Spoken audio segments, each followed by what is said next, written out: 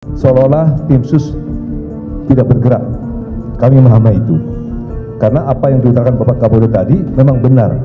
Kami mengalami kesulitan karena pada saat pelaksanaan olah TKP awal dilaksanakan tidak. Koknya mengakui dua hal. Pertama, dia mengakui bahwa dialah otak pembunuhan atau penembakan saudara Joshua. Yang kedua, dia mengakui dialah otak yang merancang obstruction of justice, ya, dengan misalnya mengubah TKP, menghilangkan beberapa barang bukti seperti decoder CCTV, alat-alat komunikasi dan lain-lain, termasuk juga mengkondisikan supaya orang-orang yang menjadi saksi kunci itu memberikan keterangan sebagaimana skenario yang dia mau buat. Alhamdulillah, CCTV yang sangat vital yang menggambarkan situasi sebelum, sesaat dan setelah kejadian di Duren 3 itu berhasil kami temukan. Ya, berhasil kami temukan. Yang perintahkan Richard atau Baradae untuk melakukan. Sementara sebaliknya ketika kami periksa Richard, dia mengakui bahwa Pak FS ini melakukan tembakan, dua tembakan ke Joshua. Proses itu secara pidana, karena sudah jelas tadi dijabarkan oleh ketua tim, ya, Bapak Irwasum, itu job desk masing-masing oknum itu sudah dijelaskan. Kemudian setelah itu dia memanggil KM, RR dan Richard itu untuk dia kasih arahan bahwa kalian harus lakukan ini dan ini, gitu. Itu dia akuinya. Kemudian dia harus segera diproses secara pidana. Kemudian jika terbukti langsung ambil sikap tegas, berhentikan dengan tidak hormat. Babak terkini kasus pembunuhan dengan Irjen Verdi Sambo sebagai dalangannya ini memasuki babak terkini. Alhamdulillah, CCTV yang sangat vital yang menggambarkan situasi sebelum, sesaat dan setelah kejadian di Duren 3 itu berhasil kami temukan, kata Direktur Tindak Pidana Umum Bareskrim Polri Brigjen Andirian Cahja dalam jumpa pers di Mabes Polri Jakarta Selatan. Barang bukti yang sampai saat ini disita polisi ada 4 buah, yakni hard disk eksternal merek Widi, tablet Microsoft Surface, DVR CCTV dari Aspol Duren 3. Luar dugaan, ternyata orang yang telah mengambil CCTV tersebut adalah Wakil Direktur Reskrim Polda Mitra Jaya AKBP Jerry Raymond Siagian. Sebelum CCTV yang menjadi salah satu alat bukti yang penting itu sempat disebut hilang sampai rusak tersambar petir, kini terungkap jika CCTV itu ternyata diamankan AKBP Jerry Raymond Siagian. Selain ditandai dengan ditemukannya CCTV vital, juga ditandai dengan ditetapkannya istri Verdi Sambo, Putri Chandrawati, sebagai tersangka kasus pembunuhan Brigadir J. Putri menjadi tersangka setelah dilakukan pemeriksaan sebanyak 3 kali dan setelah polisi mendapatkan bukti CCTV.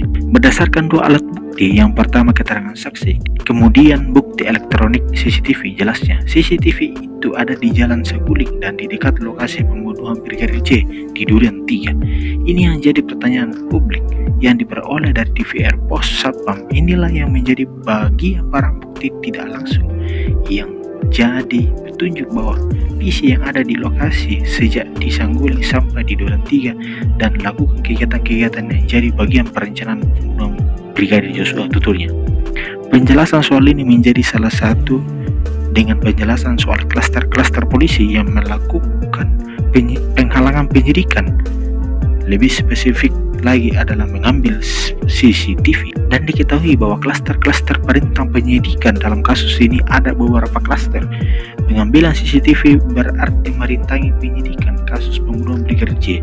Verdi Sambo adalah orang yang memerintahkan agar CCTV itu diambil untuk disembunyikan. Hal ini disampaikan oleh Dirsibar Bareskrim Polri Brigjen Asep Edi Suheri dalam konferensi pers Jumat 19/8/2022. Polisi pun membagi dalam 5 klaster pemeriksaan.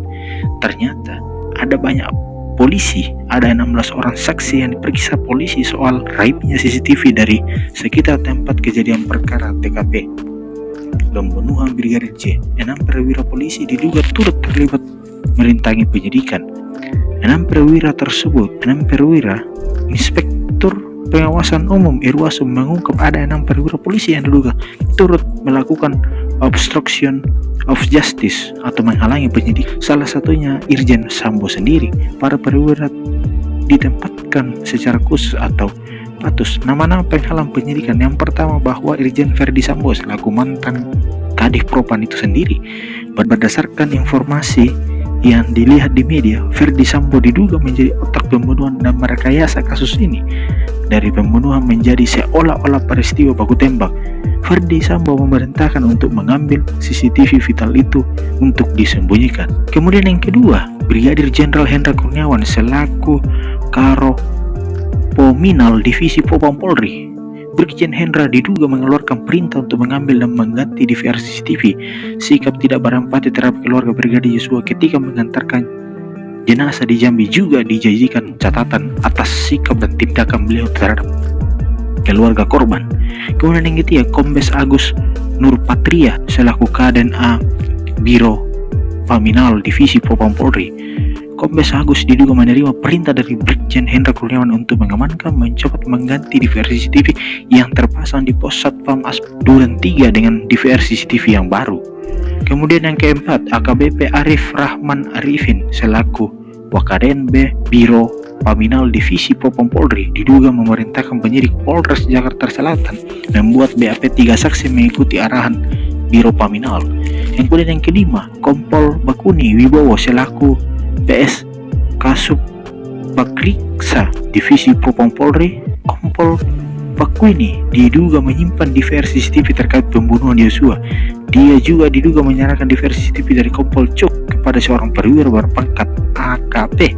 Kemudian yang keenam adalah Kompol Cuk Putranto selaku PS Kasub Bangwidit Divisi Propam Polri. Kompol Cuk diduga ikut terlibat dalam penghilangan DVR CCTV terkait peristiwa pembunuhan Yosua dengan meminta seorang polisi menyerahkan DVR CCTV kepada seorang pekerja harian lepas atau PHL. Mengenai kasus pembunuhan dan perencanaan ataupun justice collaboration, ada ancaman pasal yang dikenakan bagi mereka, yaitu bahwa Direktur Cyber Barreskrim Polri Brigjen Asep Edi menjelaskan pasal-pasal yang bisa dikenakan kepada para polisi yang melakukan obstruction of justice. Bentuk-bentuk perintangan penyidikan itu diantaranya mengganti CCTV, pemindahan, perusakan, atau menyuruh memindahkan barang bukti. Ini ancamannya lumayan tinggi.